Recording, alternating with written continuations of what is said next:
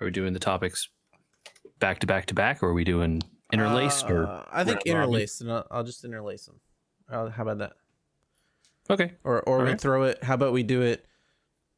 Let whoever talks throw it to the next person. We'll do it in alphabetical order. Okay. First names. Middle names. Thankfully, that's no different for me. But I don't know your guys' middle names, so that's a problem. I'm leading off. Got it. Oh man. Middle names was the only scenario I think where I'm not last. Yeah. No, I'm after you in last names. Oh yeah, you are. I don't know what I'm thinking. I don't know what you're thinking either. Alphabets are hard, you guys. Hey, you know what? Mondays are long. Mondays are long. All right. Well, go ahead, Christopher.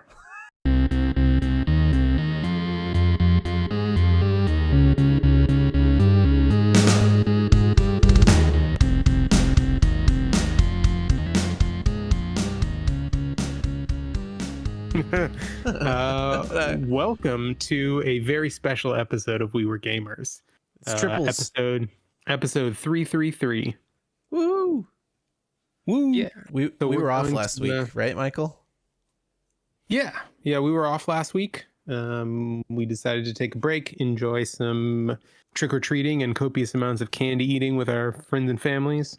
Too spooky. But now we're Can't have back. a podcast. Too spooky. Too many doorbells ringing in the background. Basically, that's it. Yeah. It wouldn't have worked. So it's all for the best. Yeah. So now we're back, ready to go, rested. And I think we're going to try something a little different today. So we're going to pass the mic around, as it were. Each of us will get a turn with the speaking stick, and we'll see where the conversation takes us. So I guess I'll kick it off. JJ, you brought this up on the text thread, and I hope I'm not stealing one of your topics here. But I wanted to talk about the idea that you had for a potential new rule. Oh yeah, okay. So as you proposed it to us was you can do whatever you want with food, which we have taken some issue with in the past, but you have to change the name from the original thing. Yeah. I think that's I think this is like a really sensible solution to a lot of the problems we've encountered in the past here. Yeah, I like this. I like this as a potential fix for some of the things that have ailed us. It solves, Andy, your sushi burrito problem. Don't impersonate was my attempt at this rule. Yeah, but I like this. So the whole point of calling it a sushi burrito is that you're going to invoke an image in somebody's mind of a rolled thing, right?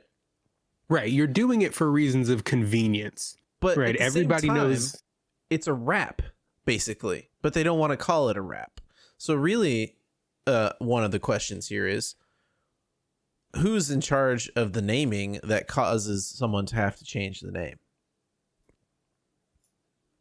I mean, I would argue you are the one. If you're the first person who does this, you have to change the name. It is incumbent upon you. If you invent a thing or you decide to change a thing to be different than the standard presentation of the thing, then it needs a new name. And you can just make that name up. Who cares what it is? Yeah. You could just call it like, to the point where you can even just say like, this is a sushi burrito fusion wrap or whatever. And there you go. Now this is a fusion wrap now. So there you go. No one can be confused because a fusion wrap is this thing. It's just like if you call it a taco, like, no, what are you doing? Stop. Yeah, sure. I feel like veganism is kind of both really good and really bad about doing this, right? The products for people who are vegan, a lot of times, especially where meat substitutes are concerned, will just call it some kind, there will be some introductory word and then the meat that it's supposed to be impersonating, which would violate this as a rule. But on the other side of the coin are the trend to take the word that it's of the food that it's impersonating and change or remove some of the letters. So chicken, CHIK apostrophe IN, right? Right, versus the just eggs people. Sure, yeah. Just eggs is a great example of come up with something better. Interesting. Okay. So like So what's the proposal then for the rules? Because we only have one rule so far, which is no food for the clicks. Yeah, I think the proposal is if you are looking to do something off the wall with food, give it a name, and a name that is not just derivative of something else. So no derivative names for new foods? no, rename the food when you change the food. Yeah. Maybe that's a better way to say it. Rename the food. All right, we got to come up with a clear and concise rule. The point, yeah. The idea is that if you're the one who comes up with the idea for the burrito made out of sushi here, you don't get to call this a burrito and then just have there be sushi inside. You have to say that this is like sushi Mexican fusion or something. I don't know. You have to come up with a name. I'm not talented in naming, but you just make up any word. I don't even care, and then call it that. That's what it is now. You have to do something. If you want to abbreviate your chicken, you want to abbreviate your wings and spell it with a Y. You want to put, call your chicken with an apostrophe N so that, it doesn't look like chicken. Sure. But, I don't know what is the right way or the right thing to do, but the name has to change somehow so that people are not confused thinking it's the normal thing.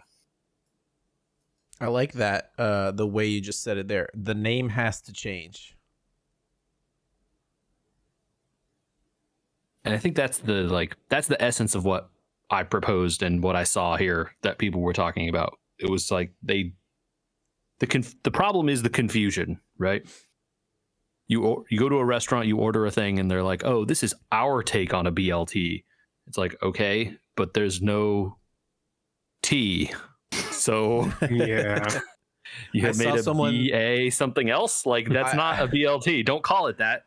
Call it something else. I saw a weightlifter person who is a vegan weightlifter person, and first I want to start by saying mad props to vegan weightlifters because it's not easy to intake a lot of protein. It seems very hard. Yeah. You can do it, and one of the ways they do it is with tempeh. Tempeh. Mm-hmm. Yes. And this exact thing came up, JJ, where it was BLT, right? And you can make a vegan BLT and just change the B. You could change it to like an ALT for avocado, or like, sure, maybe there's a B out there that I don't know, like what would go, like butter lettuce BLT, like I don't butter from cows. I don't know. But so they still called it a BLT, right? And then we start, the first thing that goes down is air fried tempeh. And how many slices of bacon go on a BLT, you guys? 2? How many can I fit? 1? I mean, what's reasonable? 2 to 3, depending on the size of the bread. Okay, I would say up to 4 was reasonable, right? If you were just like stacking them in a line and they were not huge pieces of bacon, 4 is reasonable. I would say more than 4, and you're starting to get to like a lot of bacon territory. 9 pieces of air fried tempeh went onto this sandwich as the bacon, and then went on the lettuce, and then the quote, "I don't really like tomatoes," and the sandwich was then closed up and eaten. You can just eat air fried tempeh with lettuce. You don't need to even call it anything. I was like, there's no B, there's no T. This is just tempeh and lettuce with bread around There's it. really the bread, it wasn't normal bread, right? It had to be vegan of some kind. Yeah, a lot of bread is Yeah. vegan. Is it? Now, health conscious people, you worry about if there's oils and if there's sugars and all sorts of stuff in there. I'm coming from a place of ignorance. I actually don't know if bread counts as vegan or not. I think a lot of it would count as vegan. Okay. I didn't know. Anyway, Yeah. no person would if you call showed that a them that, BLT. would call that a BLT. No person. Yeah. So he needed to change the name, right? He said, "Oh, I had an air fried tempeh." The name needs to change. Yeah. Yep. All right. So I think That's our one proposal? of the examples. Yeah, one of the examples that I have kind of been going back and forth on, and I know it's one that you eat a lot of in your house, Andy, is turkey bacon. Does it The need a old new TB? name? Because I think inherent in the definition of bacon is that it's a pork product, like cured pork. As long as he is saying turkey bacon, Is that enough? maybe, I don't know. Yeah. Yeah. See, this is the one like Do they need to be like BAP''N? BAKN. How do you spell? Well, it's like turkey has a K and it has a U, so you could like bacon KUN. Okay. Yeah. Mm-hmm. But then you like get into like, is it vegan because it's got weird spelling? Yeah, then you start to slide into that. Look, it's not Yeah. our job to be branding and marketing experts. Well, bacon. This kind of falls under the like, what is sausage, right? Because you can make turkey sausage, chicken sausage, pork sausage, beef sausage. Like, Yeah, but with sausage, I don't think a particular meat is inherent in the definition. but Yeah, I don't know I what think- you would call a stripped piece of turkey that is like made from roughly equivalent meat makeup to pork bacon. Like pre-jerky. Oh man, it's not. Ugh. Just okay. So this is again more ignorance on my part. Where on the turkey is this coming from? Is this like not the breast, obviously, but like the dark meat side of the turkey or something, and they just make like long strips out of that, so then it kind of baconizes when you cook it that way? It depends on which turkey bacons you buy. So like a cheap turkey bacon made from who's a meat maker? Hormel. Not Hormel. relevant. A Hormel cheap turkey bacon will be pressed meat of all sorts of Sure. So it's ground, and then they make it. They form and it. then formed and then pressed and then made ready in strips that look like bacon that that are not bacon. Right. Okay. But a Columbus brand makes strips of dark meat off the sides. Okay. Okay, which is closer to pork bacon, right? It's which closer. is usually It's the not- belly. Yeah, it's not. So I'm not a good renamer of turkey bacon. But I mean, Because- you didn't come up with it. It's the job of the company to here in this case to like. They made the idea that this is a substitute for bacon, a pork product Sure. with turkey. They need to come up with a name. That's what the rule would suppose. Yes, I would agree with that. Now, if you're the restaurant who is going to serve turkey bacon on your BLT, I think you can't call it a BLT, right? Similarly. Ooh, a TLT. Oh, I would just like say, yeah. Look, if you change put a the- TLT, change I'm the going to read it letters. and be like, okay, now I know this isn't a BLT. It's something else. I got to figure out what this T is, and the little menu description is going to tell me. Yep. Okay. The name needs to change. I think JJ, we've hammered that one, and you're next on the middle name alphabetical list. Alrighty. So I'm going to have a little selfish topic here. I did something really cool this past weekend, and I wanted to get you guys' take and talk about it. Mm-hmm. Might I have seen pictures of this, JJ? Very I haven't- possible. I have not been on good, the 'cause internet, so I missed it. I wanted to hear about this. So that seems like something Andrew could go look up on the internet if he were so inclined and access Alright. to the internet. I will begin might want to said check project. Instagram. Uh-huh. and or Facebook, I guess. I don't know. Anyway, my wife and I celebrated my birthday this past week, and my wife got reservations for us at a new bar. It's mostly a bar in San Diego called Mothership is the name of it. This place is opened like sometime earlier this year, or maybe sometime earlier this year, I think. So reservations still pretty hard to get. There's a whole system where you have to log on Tuesday or whatever the day is for reservations that start the next Tuesday and then a week after that. What is this bananas place? What are you under Pirates of the Caribbean here? What is this? So actually, I mean, that was one of the discussion topics I was going to bring up. This place it's a bar, right? You open the door and it immediately is pitch black inside. This guy is wearing a fedora. Look, that person just was there. He's just dressed like that. That's not part of the experience. That was just a guy. He just felt like. Oh man! And is that a handkerchief? And a poncho and a scarf. Yeah. Ugh. It's not your fashion choice to let people be themselves, right? He was just attending the bar, man. I don't know anything to say about him. The stuff that you should be talking about is what's going on in this bar. There's donuts in here, apparently. Yeah. And sushi. And Nope. Okay. Nope. What? That is not what that is. Is that not odd? Oh no. Nope. No, it's bread. Let me finish talking about what I'm doing, and it'll be clear as part of the discussion.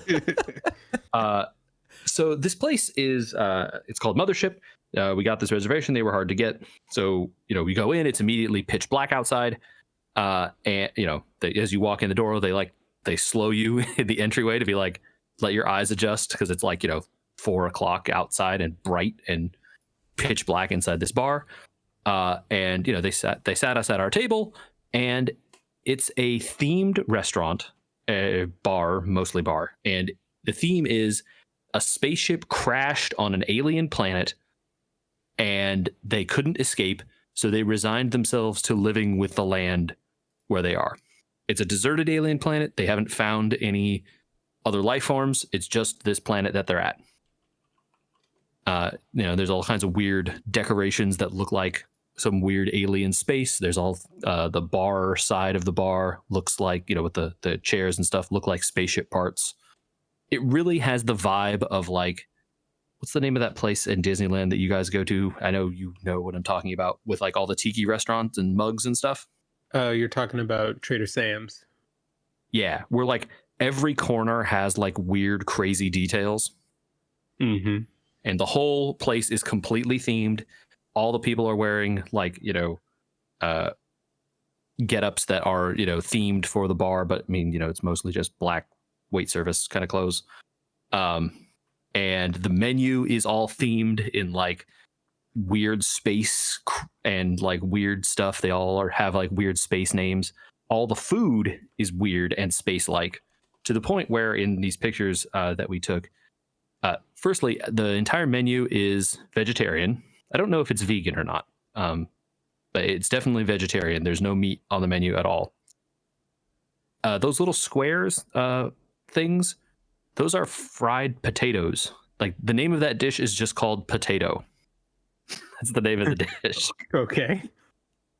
And the other ones were squash donuts, I think, with some kind of orange glaze on them. And it's just a really, really cool, really weird experience. The drinks are, expensive. But, you go to a place similarly, I think, to Trader Sam's, right, where you're kind of paying a lot and you're sort of expecting the ambiance to be part of that. Also similar to Trader Sam's, you can pay an extra $20 and get glassware to take home if you want. And another similarity to Trader Sam's, it is also a tiki bar. So most of these are rum drinks. That was going to be my next question, was what were you drinking? Yeah, so they are mostly rum drinks. They have a menu online that folks can look at, the cocktail side of it. And the food side of it rotates every season or something. They have some dishes that come in and out with the seasons.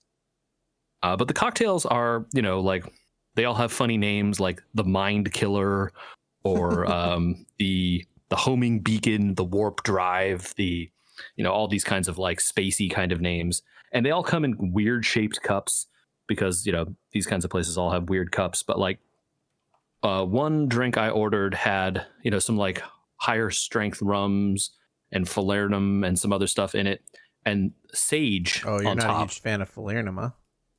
Yeah, it's not my favorite, but you could barely taste it in the cocktail, so it wasn't too bad. But the sage that was on the top of the cocktail, giving it some like more herbal flavors, had been arranged such that it looked like some weird alien plant sticking up out of the thing with like tendrils curling and stuff. The stirring stick in one of my wife's drinks was shaped like some kind of weird rock formation that there is all over the entire interior is covered. There's no walls anywhere that aren't part of some kind of theme. They I don't know how they did it, but they spray coated the entire interior as either like a cavern or part of a space, and made part of a spaceship out of it. Okay. And so we were sitting up against the wall. We were effectively on like a broken bulkhead and seats of a spaceship. Other tables, were just like tables that looked like they had been made locally. They were kind of like wicker and table like, as opposed to the table shape wasn't square. It was like some kind of jagged angle thing because they had made it or whatever. The candle on your desk, the candle on your table is actually a crystal that has it's an LED or something inside it, but it's just like a little glowing crystal on your table. It was just a really cool and really weird experience. I don't know, due to the hassle it was to get the reservation, I don't know that I can recommend everyone try and do it immediately. But if the reservations weren't such a big deal, I would totally recommend people go just for the experience. And it is like an experience for sure. And similarly, if you've ever been to other places that are really popular during opening, they're very strict about the time limit you can spend. Yes. It's you get X minutes. So the server comes by, it's by the way, you have 30 minutes left. Okay. The last call effectively for you before we kick you out. Yeah. Oga's Cantina was like that when they first opened Batu at Disneyland. Yeah, I think that makes sense. They want people to be able to get in and out. And the table reservations are quite hard to get. The bar side, without tables, is standing room, and there's a few bar seats. That area is first come first serve, but there's a waiting list or whatever. You have to show up and get on the list, and they call you back or whatever and let you in as that goes. It seems like they're pretty good about slowly letting people in. It's not like if you're not at the door immediately, they just let the first 50 in, and then it's they kind of phase people in, I think, in order to keep the drink service moving. And it seemed pretty good. It was fun. It was a really fun time. Their little indicator on the menu to tell you how strong is this drink, it's cruising speed, light speed, warp speed, and ludicrous speed. Nice. I really enjoyed it. You ordered the one that has the 151 equivalent and the two other mixed rums in there. It's going to be all the way up to ludicrous speed. It's pretty funny. And their little ship graphic gets ship is freaking out more and more the farther up the scale it goes. So really cool place.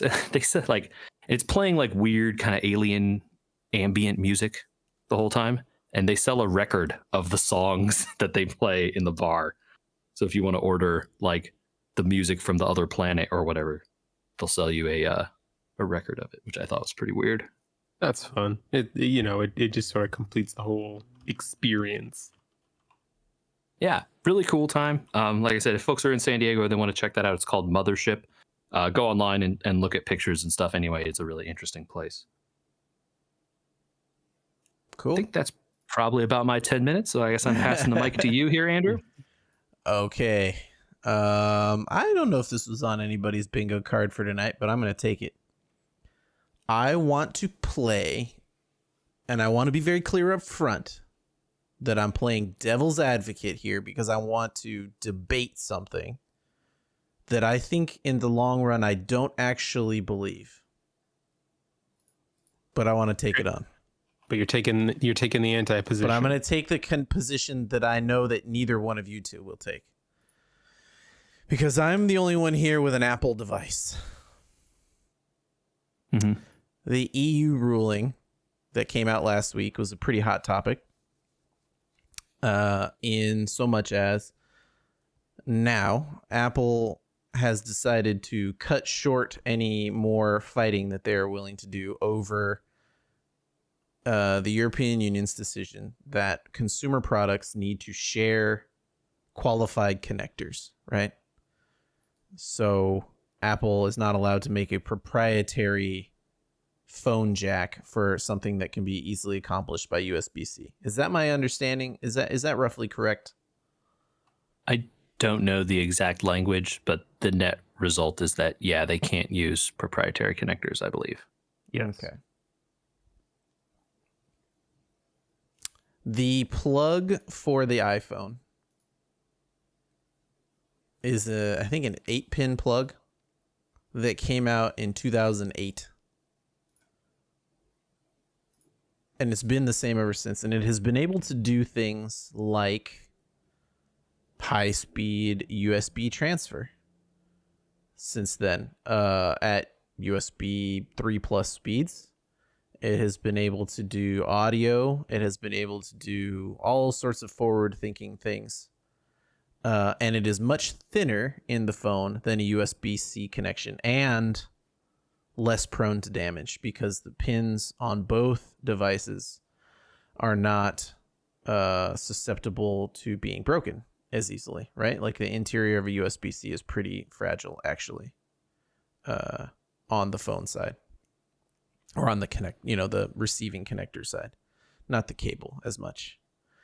The cable is more robust. Now, I want to play devil's advocate here and say that connector is actually pretty dang good.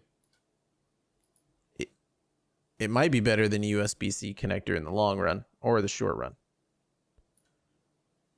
Apple has generally had a history of being contrarian and finding less common connectors.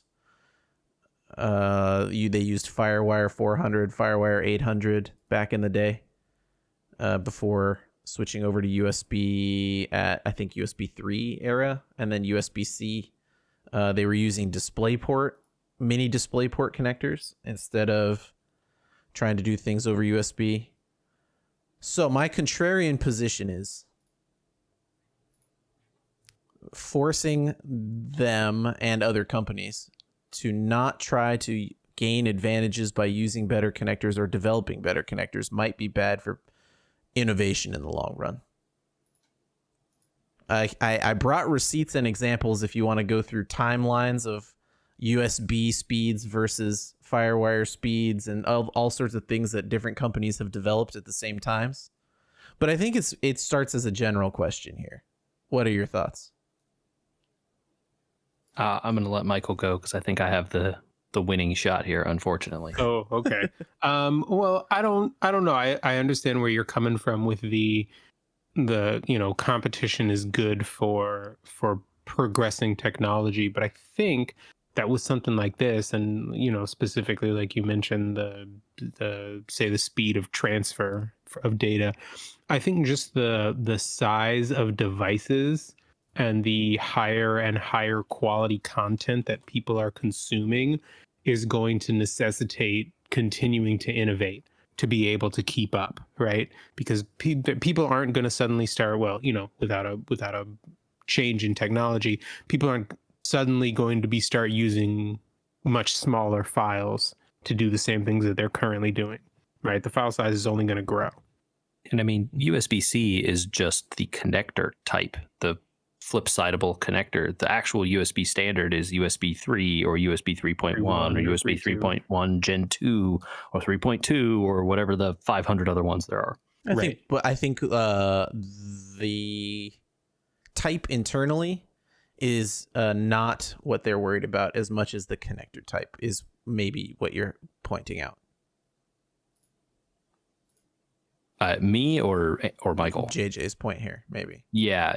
I think I think the thing the law was attempting to address is proprietary cords. Yeah. Oh, a lot of it is focused on waste, right? Like I said, I know a lot of the reasons they've done this, and I agree with many of them. And I think my other big argument here is that really the reason Apple was doing this has nothing to do with technology at all, and everything to do with licensing and keeping people in an ecosystem. I think that's partly true and also not entirely true. I do firmly believe that they as a company forward think quite a bit about what technologies they can keep. And this is one of the things that people complain about with Apple's is that they will adopt a technology and keep it past its death date because they will forward think about something like paying a premium for FireWire 800 that no one's going to use because it is light years better than USB 2, right? And while it doesn't catch on or whatever, they'll keep it in a product because it is quote unquote better, right? So the Lightning connector when it came out in 2012 or whatever it was, to replace the 30-pin connectors, are miles better than the competition in 2012, which was true. It's true. Like the bigger USB cable, not the micro, the other one. USB A is the USB mini connector, I think, was the one at the time. Okay, like the ones that go into printers usually. No, that's USB A. That's I can't remember. I'm thinking of the ones that are squarish, and yeah, I think those are mini. Square. It doesn't matter. Anyway, so I think my point really though is that they Thunderbolt and Lightning have a licensing cost associated with using them. They are not free and open standards for anyone to make cables for. Well, unlike USB, yeah. Unlike USB. And they accomplish the same thing. They transfer data, right? Whatever kind of data. And they have some advantages, I will admit. I think they're probably better at some sorts of data transfers than USB is.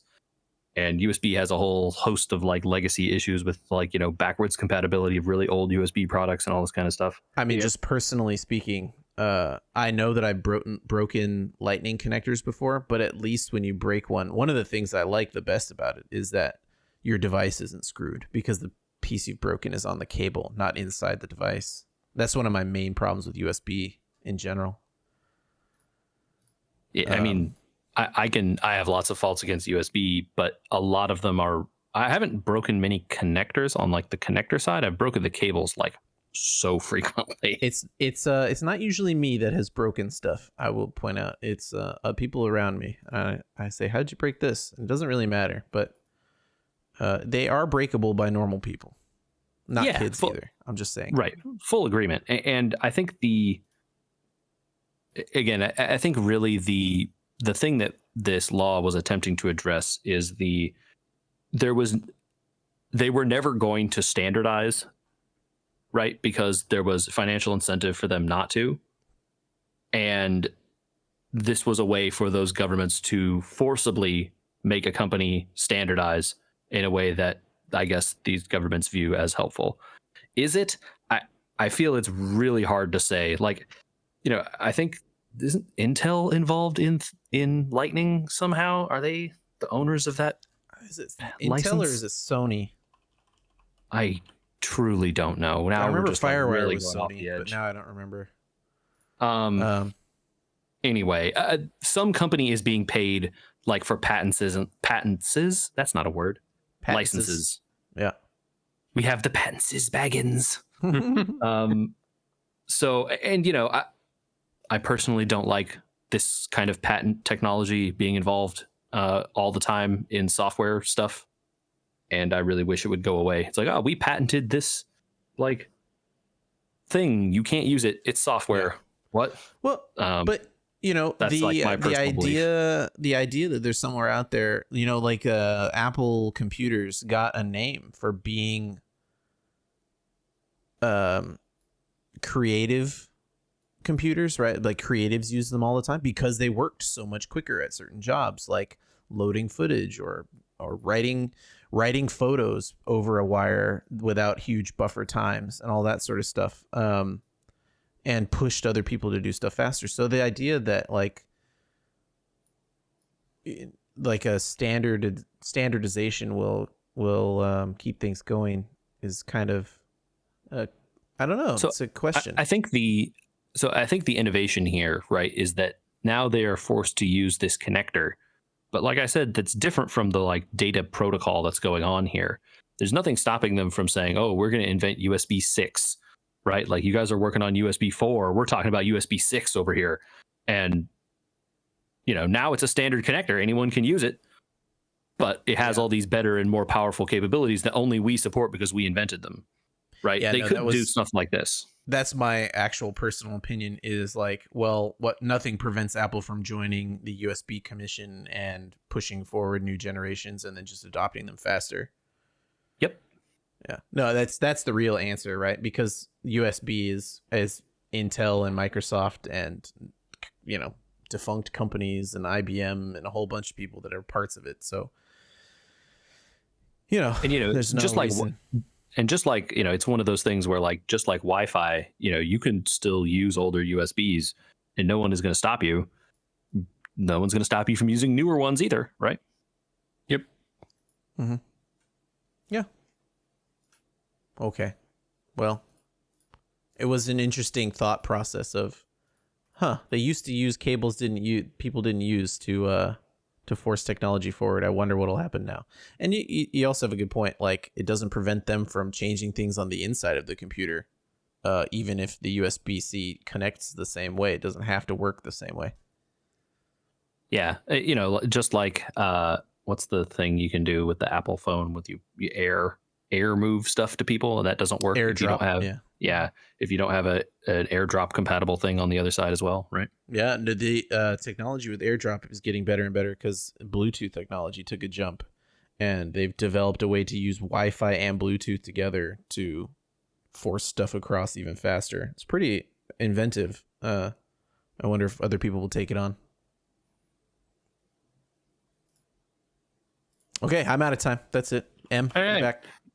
Yeah, so back to me. I'm gonna stick with technology, and I'm gonna ask you guys about something that is maybe it'll wind up being component class adjacent, but it's prompted by something that we've been doing a lot of over the past couple of weekends, in preparation for an addition to the family.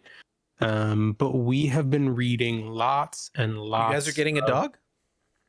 I mean, the wife wants one. But no, so we have been reading, and you will appreciate this, Andy, lots and lots of product reviews. Buddy. Yeah. It never stops. So that's you're on a train, and it's that's Snowpiercer is now your name. What's that? This is where my question kind of comes in, that I wanted to pose to you guys, and it's directly applicable to building a computer, because we've talked about this in the same in our conversations of picking parts. But the question is, how do you for yourself draw a line on what is good enough? Right? Because I know, Andy, you in particular do your whole trade-offs system on down selecting parts, and you've definitely gone down the rabbit hole on that before. Mm-hmm. JJ, you want to go? This is really tough, man. It is. I think this is one of those things where really you have to know yourself and your circumstances really well, and it's hard to speak for anyone else other than myself on this kind of stuff, right? Sure. And like a lot of it just comes back to like, how much do I think this thing is worth, really? And that's like super subjective. Like, well, okay, is this something I really truly need or am going to need, and then we'll use a lot, and then we'll therefore find value in the like ruggedness and the reusability of this thing?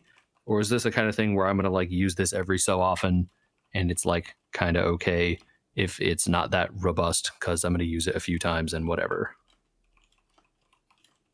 I'm just writing down literally every thought that goes through my head when I'm buying stuff. I'm like, while JJ's talking, I'm like, what do I think about when I'm buying stuff? Yeah. At some point, like for me anyway, it comes down to like, okay, this thing I feel is worth a certain amount of money and the price they're offering is this. Do I think this is worth it? Like, really? You know? Yeah. Because so many times you get stuff and it's like, they just want too much money for how much I think the thing could be worth, right? Yeah, It's like, for the incremental gains versus a cheaper version that maybe doesn't have the latest feature. Right. It's like, I need this USB cord. It's $3. This one's $10 and it's braided and it won't fail. But $3 though, you know, like that kind of stuff. Something that I have, I guess, realized that I do when I'm trying to down select stuff, and I try to stay mindful of it, is usually if no matter what it is I'm trying to find, I'll start with looking up reviews of like the 10 best and find those from a bunch of different sources, just so I have compare and contrast.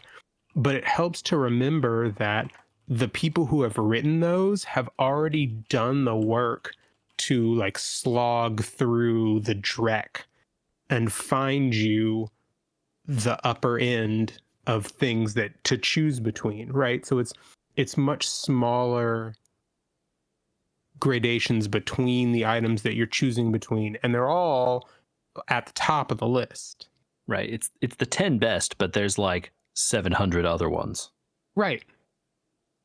So, you know, even the 10th thing on the 10 best list is still better than 98% of what's out there. Is it my So turn? there's not necessarily a bad choice. It's just how far do you go before making that choice? Yes, Andy, it is your turn. I wrote down a whole paragraph. I had to mute myself because I was typing too much. All right, hit us with it. All right. There's so much stuff to think about when you're making choices about this type of stuff, especially when you're going to talk about like adding additions to the family. You've got things you're going to really have to evaluate. And first is, you know, what are my finances? Obviously, like I cannot physically think of spending that amount of money on anything is a real question. And I have some examples. I have some examples at the end here. So I'm just going to I'm going to read off the list of things that I value when I make a decision like this about technology. And can I live with something less than the best? Right. So your personal finances, what's really available, not what people tell you is available versus like what's actually available in the market. And what does that stuff cost? Yeah, that's a good point. Right. So like the 4090 is the best. Okay, well, what's really available in the market? And what is the price ranges of the things that are available in the market? You know, yeah, JJ says, what do I think this is worth? Well, the first part of that discussion is, I mean, what gets you by day to day? It's like buying a Honda Fit. I don't even know if they make those anymore versus buying a Ferrari. Like, what's the price range of what's available to me, and what does it need to do? What will I miss about buying something? These are not in order. It's just the way they came out of my brain. What will I miss about buying this thing that is less? Will I miss that this is not Bluetooth connected? Will I miss that this doesn't have Wi-Fi in it? Will I miss that it's not stainless steel? Will I miss, you know, like what could I possibly miss about it? What happens when I buy this, but I discover that I need more? Is it upgradable? Is it tradable? Is it, does it fit into the next thing? So that's the next thing I wrote down is, does it work with my future plan? Right. So like I bought a very expensive motherboard, more than I should have paid for a motherboard. Why did I buy it? Because I wanted it to fit into a future plan. I wanted it to be upgradable. Mhm. I wanted to be able to buy more SSDs and stick them on there. I could have gone with less, right? Sure. Does what I'm buying add permanent value? And if it does, like if I'm going to use this for a long time and adds permanent value to my life, do I downgrade or do I stay with something better? How often will I use it? If I'm not going to use it a lot, it's probably not going to break if I don't use it a lot, and therefore I can go with something less. So it's really easy when you're talking about like computer technology, and things like that to always say, oh, well, it's easy to go with a little less here. It's easy to go with a little less here. You can chart things on an Excel spreadsheet, but things where I've found downgrading or side grading or researching lesser known alternatives, especially comes to like camping equipment, we look into all the time, right?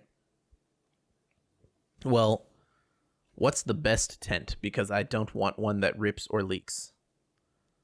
Okay. Versus what's maybe the second best camping grill, because they kind of do the same thing, right? I can you live also with have one that has hot spots, right? yeah, live with it. You know, or things that you know yourself would bother you. So like when I buy speakers or headphones, I really research certain things about them because audio can bother me very deeply. I even research these headphones that I use now, and they're supposed to be great. And I love the sound that comes out of them, but something I didn't know about them that bothers me is that they creak when I move my head, you know? And that was something that happened when I downgraded from what I'm going to say is my last big point. Michael, you mentioned that people out there do the research for you about what the top 10 are. Yeah. Sometimes you will find that in the top 10, there are 2 made by someone, right? Mm-hmm. Same person. So not only do you go out there and see what the best is, you go out there and see who makes the best. And then look at what they offer. So we recently had to buy a new dishwasher. Well, when we went out there and looked at what the best was, it was pretty clear that like 3 or 4 of the top 5 were all made by Bosch. Okay, so instead of researching every single different one, let's go look at the line that Bosch make and what really they're offering each single step of the way up and what they're asking me to pay for those upgrades. And you'll find at a certain point there are 5 dishwashers that Bosch makes, and somewhere along the way you go to, well, really, what am I gaining in my life by having that feature? And that's where you stop. Does my dishwasher need this Wi-Fi? I don't need it to text me. It will I have beep. to have the UV cleaner. Right, exactly. Like, oh, this one has an LED that projects the time remaining onto the floor. Buddy, I set my dishwasher and I go to bed. I don't need to know how much time is left. Yeah, you're just scaring the dog at night. Like, leave that Right, off. right. I don't Yep. need $150 more for that and a stainless steel braided water cable. That stainless steel braided water cable is probably $3 at Home Depot if you want to switch it out. Yeah, it is. Yeah. That's my paragraph that I wrote down in response to this question. Well, I'm glad that had that got the response that I was hoping it would. Specific Michael, to the things that you are looking into. If you're gonna use it every day, spend up. Yeah, don't cheap out on it. Yeah, I think like ruggedness and the ability of stuff to last is really important. And unfortunately, you pay a premium these days to get that. Yeah, I mean, true. but there's certain things you can look at and be like, it definitely looks more rugged because it has a leather handle. But really, honestly, more rugged would not be leather because I'm going to use it every day. Right. The cloth one isn't going to look gross and wear out like the leather will. Right. It's also washable. Mm-hmm. So really, you start to look into, if I'm using it all the time, how much can I beat it up? Does it go in the washing machine? Yeah. Yep. JJ, close us out, buddy. All right. We're notionally a video game podcast, so I'm going to talk about a video game related thing. I know that's odd for this group, but we're going to talk about it a little bit. I've been playing Persona 5 Royal. We talked about it here for the last few weeks. Still doing that. That game's very long. I'm going to continue doing it. We got multiple connections via YouTube, Facebook, and I'm just throwing all the things out there that we're on. Email saying that you playing Persona 5 Royal. Podcast at wewergamers.com. Yeah, that's our preferred method because then it's all in one place. And when we do the emails, I don't have to write them all down. Very excited that you were bringing Persona 5 Royal to the podcast.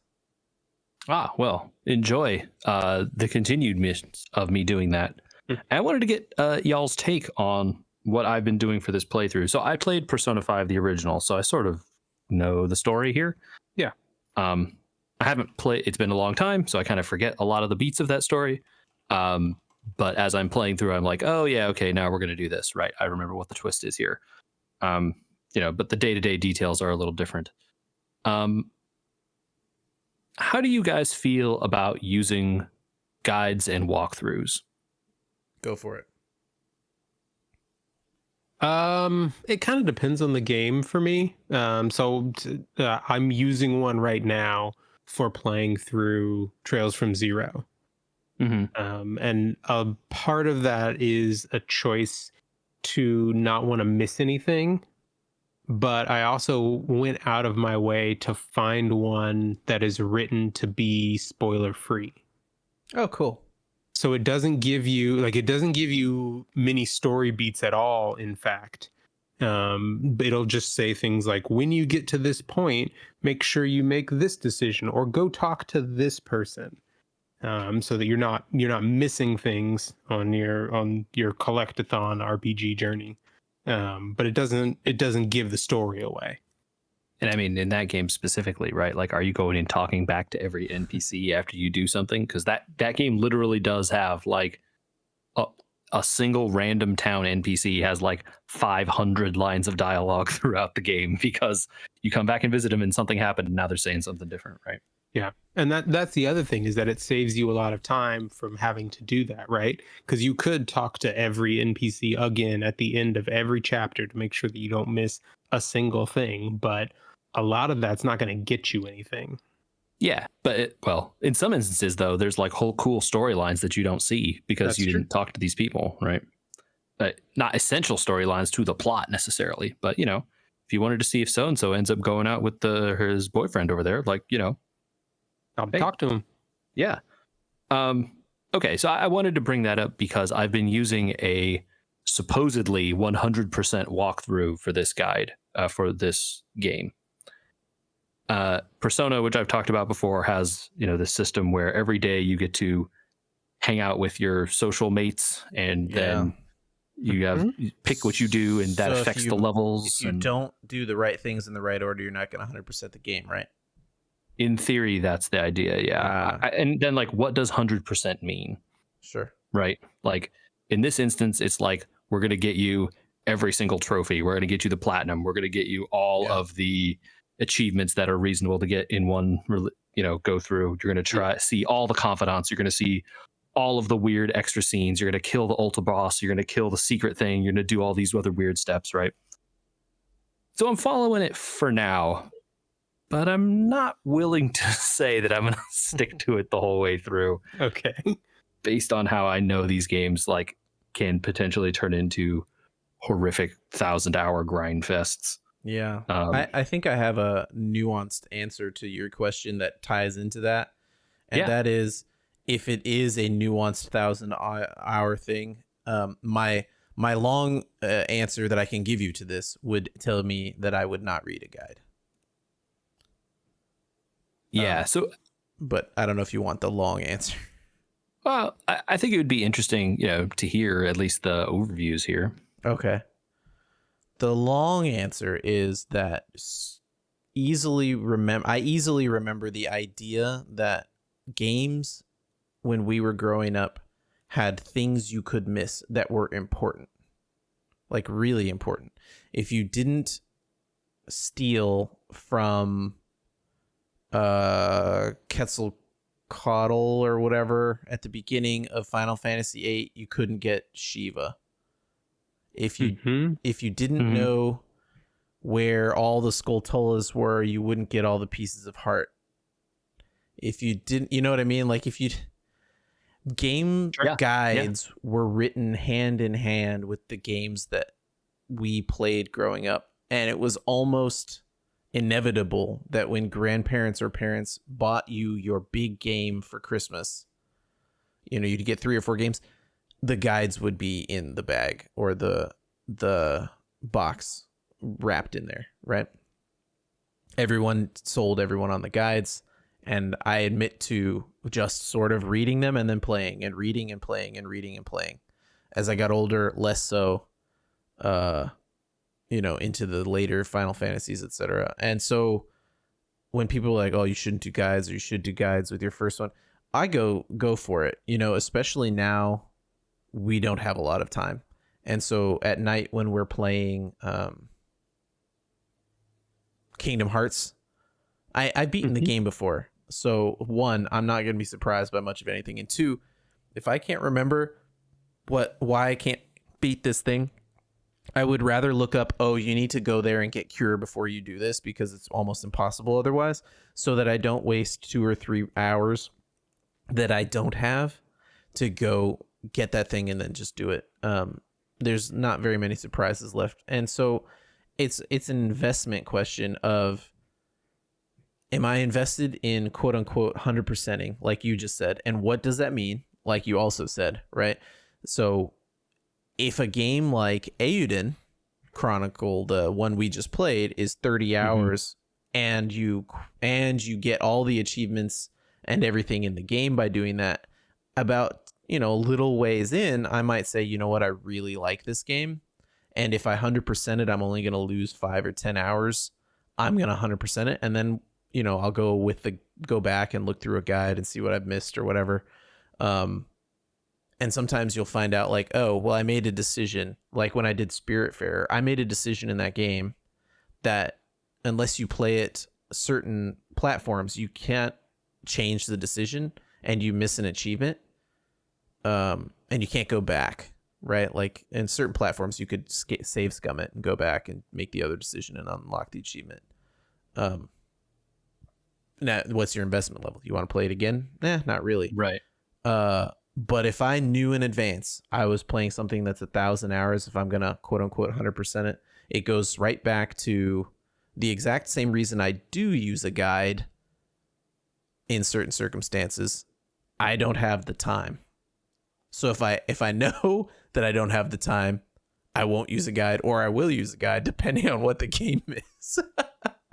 Yeah. I have. Yeah, they can help you skip. Guides can also help you skip things, right? Like, oh, you don't need to do this. This is a side thing. Oh, okay. Well, I'm not going to do it then. Sorry, Michael, I cut you off. No, I was just going to add that I have found that you brought up, you know, the ubiquity of guides when we were kids. I have found that the number and types of games that I like to play with a guide has narrowed way down to almost exclusively RPGs at this point, just because they're all so chock full of stuff that without one, you know, you could be spending tens to, in some cases, hundreds of hours trying to find something without knowing, you know, the one person you need to talk to and bring the right item to. I think this really applies, you know, to certain genres of games, RPGs being like a really bad culprit. And, you know, I know Persona has this issue where like it is possible for certain things to only happen on certain days and you don't know this, right? Like going in, you know, there's all these different people you can choose to hang out with, all these different actions you could choose to do. You can go eat a burger, you can go to the arcade, you can, you know, do all these other different things that affect your character in different ways. But there was a thing you didn't see that you didn't know because you didn't exhaustively check every single possible thing that only happens on this day, right? And now you will never see that thing unless, again, you want to play the whole game over, right? Sure. That's the investment question of, do I care if I missed it? Like if I was gonna go play those Nier games, do I think I need to see every ending? Probably not. And if I really do need to see every ending, I could probably, after I beat it, go play. You sort of have to YouTube. make that decision. What's that? And I think that's where you have to make that decision, right? Yeah, absolutely. Yeah. Yep. And a guide can help you make that decision along the way, right? Like if you look up a guide and you're like, it takes how much work to do this much more stuff? I'll YouTube the rest of it. I don't have time.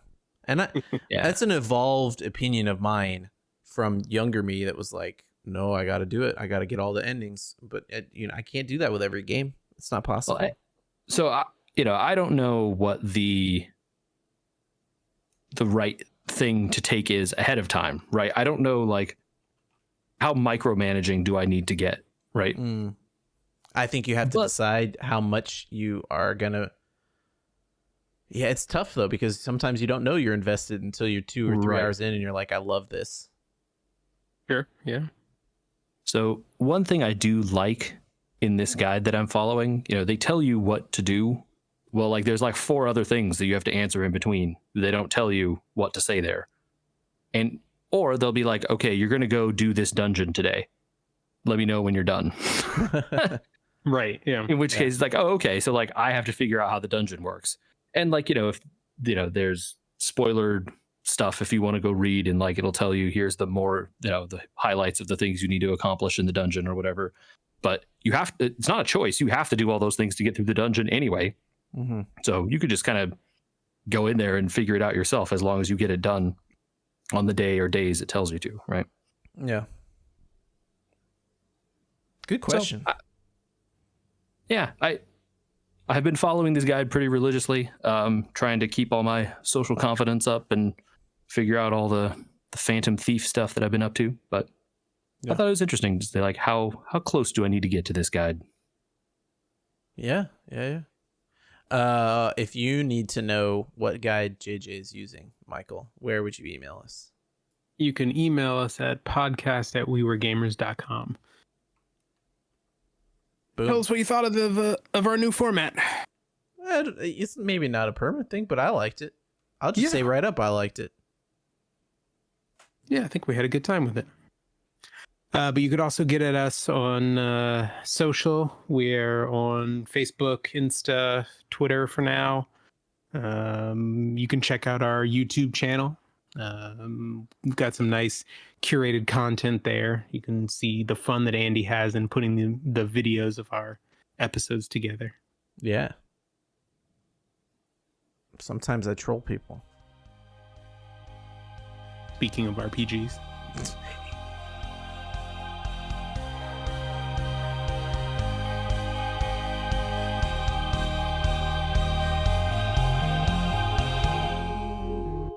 I need to go take an antacid. Yeah, go for it. You okay, man? I don't know. I had a Red Bull and a coffee today, and my stomach has been doing backflips ever since. Ooh, that's not fun. There's a lot of acid in those 2 things, Yeah, the time change is just making me loopy. I got so tired. We're definitely in the. Sleeping in was amazing, but we're in the worst time now. I don't get to sleep in. The kids wake but up early because the time changed and their bodies don't know. It's like their cats. My point is that we're in the worst time now because I come home in pitch black and it feels like the day has instantly ended the minute I walk out the door. Yeah. Who doesn't want afternoon light? I mean, come on. I hear you.